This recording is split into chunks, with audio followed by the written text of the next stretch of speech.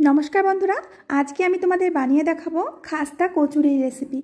एटा बानानो खूबई सहज। तुम्हादेर जोदि कखनो गरम गरम खास्ता मुखरोचक किछु खेते इच्छा करे तखन तोमरा एई रेसिपिटा अवश्यई एकबार बानाबे। और एर साथे आमी बानिये देखाबो खूबई टेस्टी और मजादार एकटी चाटनी। दुटो रेसिपि एकदम सहज। ताहले चलो बानानो शुरू करी। सबार प्रथमे आमादेर लागबे मयदा। एखाने आमी 3 कप मतो मयदा निये निচ্ছি। तोमरा যতটা পরিমাণ বানাবে ততটাই ময়দা নেবে। আর এখানে সাথে দিয়ে দিচ্ছি স্বাদ মতো লবণ। আর এখানে দিয়ে দিচ্ছি রান্নার তেল 3 থেকে 4 চামচ। এখন এই ময়দাটাকে খুব ভালো করে আমাদের ময়ান করে নিতে হবে। ময়ানের কাজটা একটু সময় নিয়ে করবে। যত ভালো ময়ান করবে আমাদের কচুরিগুলো ততটাই বেশি খাস্তা হবে। तो तुम्हादेर आमी देखिए दिচ্ছি ময়ানটা ঠিকঠাক হয়েছে। এখন অল্প অল্প জল দিয়ে একটা সফট ডো তৈরি করে নিতে হবে। তবে জলটা একবারে দেবে না, অল্প অল্প করে জলটা দিয়ে ময়দাটাকে মেখে নিতে হবে। কেমন? তো বন্ধুরা তোমরা দেখতেই পাচ্ছ আমি একটা সফট ডো তৈরি করে নিয়েছি আর খুব ভালো করে মেখে নিয়েছি। এখন এটা রেস্টে রেখে দেব।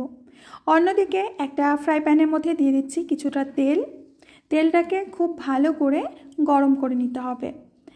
তো বন্ধুরা সবার প্রথমে দিয়ে দিচ্ছি 1 চামচ জিরা, সাথে দিয়ে দিচ্ছি 1 চামচ সরষে ফোড়ন, দিয়ে দিচ্ছি 1 চামচ মৌরি আর দিয়ে দিচ্ছি হাফ চামচ ধনিয়া আর আগে থেকে কুচনো কাঁচা লঙ্কা। এখন সমস্ত কিছু একসাথে একটু ফুটিয়ে নিতে হবে। এই সময় গ্যাসের আঁচটাকে মিডিয়াম করে রাখবে, না হলে এগুলো পুড়ে যেতে পারে। খুব ভালো করে ফুটিয়ে নেবার পর দিয়ে দিচ্ছি এখানে বড় সাইজের একটা পেঁয়াজ কুচি। এখন পেঁয়াজটাকে খুব ভালো করে ভেজে নিতে হবে। এখন দিয়ে দেব পরিমাণ মতো হলুদ। হলুদটাকে দিয়ে খুব ভালো করে নেড়ে চেড়ে নিতে হবে। হলুদটা দিলে এর কালারটা খুব সুন্দর হবে।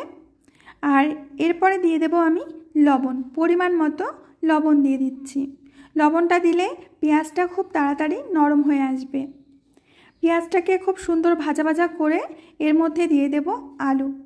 আমি 3 থেকে 4টি আলু আগে থেকে সেদ্ধ করে রেখেছিলাম। এখন হাতের সাহায্যে এইভাবে ম্যাশ করে করে আলুগুলো সরাসরি আমি দিয়ে দিচ্ছি। তোমরা চাইলে আগে থেকে ম্যাশ করে রেখে তারপরে দিয়ে দিতে পারো। এখন খুব ভালো করে মিশিয়ে নিতে হবে। আর এর মধ্যে আমরা বেশি কিছু মশলা অ্যাড করব না। আলুটা খুব ভালো করে কষে নিয়েছি। এখন দিয়ে দেব পাওভাজি মশলা 1 চামচ। তোমরা এখানে ম্যাগি মশলাও অ্যাড করতে পারো, তবে পাওভাজি মশলাটা দিলে খেতে অন্যরকম লাগে। তো খুব ভালো করে মশলাটাকে এইভাবে মিশিয়ে নিয়েছি। সব শেষে ধনেপাতা দিয়ে মিশিয়ে আমরা আলুর পুরটাকে নামিয়ে নেব। বন্ধুরা আশা করছি আজকের রেসিপি তোমাদের কাছে অনেক মজা লাগবে, ভালো লাগবে। যদি ভালো লাগে অবশ্যই বন্ধুদের মধ্যে শেয়ার করবে। এবার একটি বাটির মধ্যে নিয়ে নিচ্ছি কিছুটা জল। চাটনি বানানোর জন্য নিয়ে নিয়েছি তেঁতুল। তেঁতুলটাকে জলের মধ্যে খুব ভালো করে চটকে এর বীজগুলো বের করে নিতে হবে। তোমরা চাইলে আগে থেকে গরম জলে ভিজিয়ে রাখতে পারো। তো ভিজিয়ে রাখার কোনো দরকার নেই, উষ্ণ গরম জলে এইভাবে ইনস্ট্যান্ট চটকে নিলেই হবে। খুব ভালো করে চটকে এইভাবে বীজগুলো আমি আলাদা করে নিচ্ছি। আর এই চাটনিটা খেতে যে এত মজার লাগে তোমাদের আমি বলে বোঝাতে পারবো না। এখন ছোট্ট একটা কড়ার মধ্যে আমি দিয়ে দিচ্ছি, নিচে কতগুলো খোসা থেকে গেছিলো তেঁতুলের, তার জন্য এটা আমি একবার ছেঁকে নিলাম। তো বন্ধুরা এখন এর মধ্যে দিয়ে দিচ্ছি গুড়। এখানে 200 গ্রাম মতো গুড় দিয়েছি। এখন খুব ভালো করে চাটনিটাকে জাল করে নিতে হবে।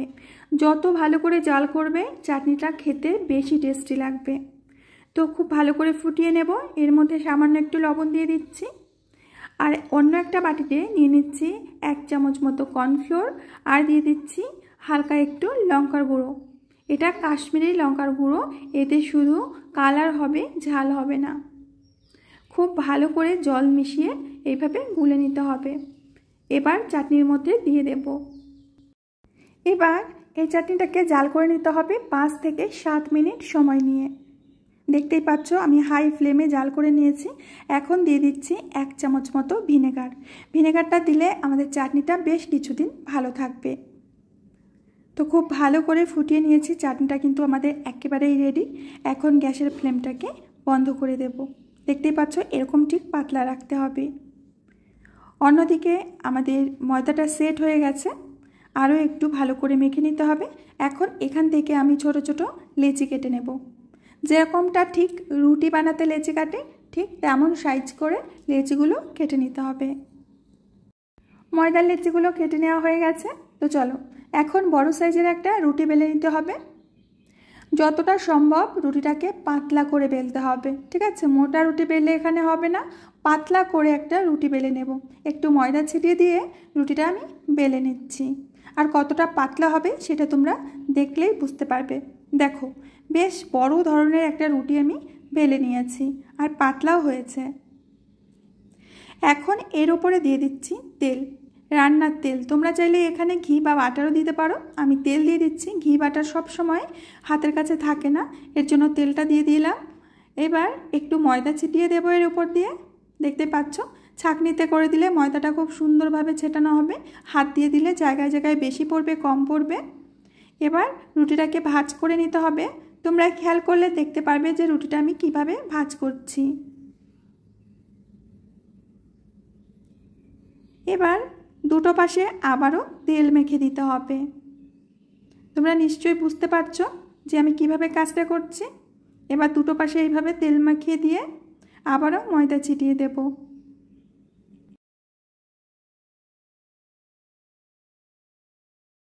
এখন রুটিটাকে লম্বালম্বি করে আবার আরেকটা ভাঁজ দিয়ে নিতে হবে। এই দেখো ঠিক এইভাবে। আশা করি বুঝতে তোমাদের অসুবিধা হচ্ছে না। এখন বেলন দিয়ে একটু বেলে নেব, হালকা করে একটু বেলে নিতে হবে। ব্যাস এইটুকু বেলে নিলেই হবে। এর উপর থেকে আবারও তেল দেব। তোমরা খেয়াল করলে নিশ্চয়ই বুঝতে পারবে যে আমি কাজটা কিভাবে করেছি। তেল মাখিয়ে দিয়ে আবারও এর উপর থেকে আমি ময়দা ছিটিয়ে দিচ্ছি। একেবারে সহজ। তোমরা যদি মনে করো সহজ, তো সব কাজই সহজ বলে মনে হবে। তো এখন আমি একটা টাইট রোল পাকিয়ে নিচ্ছি। ঠিক এইভাবে রোলটা পাকিয়ে নেওয়া হয়ে গেছে। এখন রোলটাকে আমি দুটো ভাগে ভাগ করে নেব একটা সুতো দিয়ে। চাকু দিয়ে কাটলে এর শেপটা খারাপ হয়ে যেতে পারে, এর জন্য আমি সুতো দিয়ে এটা কেটে নিচ্ছি। তোমরা দেখলেই বুঝতে পারবে। ঠিক এইভাবে করে আমি দুটো ভাগে ভাগ করে নিয়েছি, দেখতে পাচ্ছ। তো চলো এখন একটা আমি বেলে নেব। যে পাশটা কাটলাম সে পাশটা নিচের দিকে দিয়ে এইভাবে হাত দিয়ে চাপ দিয়ে নেব প্রথমে, তারপরে এটাকে বেলে নিতে হবে। একটা সাইডে রেখে আমি একটা বেলে নিচ্ছি। বন্ধুরা যদি এই পর্যন্ত ভিডিওটা দেখেই ফেলেছো তাহলে নিশ্চয়ই ভিডিওটা তোমার পছন্দ হয়েছে। পছন্দ হলে প্লিজ একটা লাইক করবে। তোমার একটা লাইক এই ভিডিওটাকে অন্য দর্শকের সামনে পৌঁছে দিতে সাহায্য করবে। এখন 1 চামচ পুর নিয়ে এর মাঝ বরাবর দিয়ে দিয়েছি। এবার জল নিয়ে চারপাশ থেকে একটু জল লাগিয়ে দিতে হবে, না হলে ভাজার সময় এটা খুলে যেতে পারে। এবার এইভাবে ধীরে ধীরে এটাকে সিল করে দিতে হবে। নিশ্চয়ই তোমরা বুঝতে পারছো যে সিলটা ঠিক কীভাবে করতে হবে। খুব ভালো করে আমি চেপে চেপে এটাকে সিল করে দিয়েছি। নিশ্চয়ই তোমরা দেখে বুঝতে পারছো। তো একটা আমার তৈরি করে নেওয়া হয়ে গেছে। এই দেখো কত সুন্দর। তো একে একে প্রত্যেকটা কচুরি আমি তৈরি করে নিয়েছি। তো চলো এখন ভেজে ফেলবো। আগে থেকে কড়াইতে তেল দিয়ে তেলটাকে হালকা গরম করে নিয়েছি। এখন এই হালকা গরম তেলের মধ্যে কচুরিগুলো ছেড়ে দিতে হবে। খুব বেশি গরম কিন্তু করবে না তেল, তেলটাকে মিডিয়াম গরম করে তবেই কচুরিগুলো দেবে। একটা পাশ হয়ে গেলে এইভাবে উল্টে দিতে হবে। আর যদি আমার ভিডিও দেখতে কোনো নতুন বন্ধু এসে থাকো প্লিজ আমার চ্যানেলটিকে সাবস্ক্রাইব করবে, পাশে থাকা বেল বাটনের অল অপশনে ক্লিক করবে, যাতে আমার ভিডিও আপলোড হওয়া মাত্র সবার প্রথমে তোমার সামনেই পৌঁছে যায়। আর ফেসবুক থেকে যদি দেখে থাকো প্লিজ পেজটিকে ফলো করে আমার পাশেই থাকবে। তো উল্টে পাল্টে কচুরিগুলোকে আমরা খাস্তা করে ভেজে নিয়েছি। একটু সময় নিয়ে ভাজবে আর মিডিয়াম আঁচেই ভাজবে। যখন পুরো খাস্তা হয়ে যাবে তখন গ্যাসের আঁচটাকে একটু জড়িয়ে দিয়ে কচুরিগুলো কালার ধরিয়ে নেবে। তো কচুরিগুলো খুব সুন্দর করে দেখো খাস্তা করে আমি ভেজে নিয়েছি। এখন তেল থেকে নামিয়ে নেব। তো একটা একটা করে কচুরি আমি নামিয়ে নিচ্ছি। আর এগুলো দেখতে কতটা সুন্দর হয়েছে বলার আর অপেক্ষা রাখে না। সাথে চাটনিটাও কিন্তু দুর্দান্ত স্বাদের হয়েছে। আর পাপড়িগুলো কত সুন্দর দেখা যাচ্ছে কচুরি থেকে, নিশ্চয়ই তোমরা দেখে বুঝতে পারছো।